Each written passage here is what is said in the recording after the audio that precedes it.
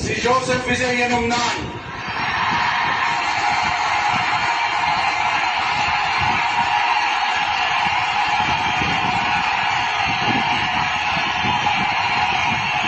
சட்டப்படி அமைக்கப்பெற்ற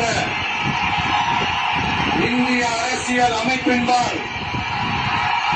உண்மையான நம்பிக்கையும் மாறாப்பற்றும் கொண்டிருப்பேன் என்றும் இந்திய நாட்டின் ஒப்பில்லாத முழு முதல் ஆட்சியையும் ஒருமையையும் நிலை நிறுத்துவேன் என்றும் தமிழ்நாட்டு அரசின் முதலமைச்சராக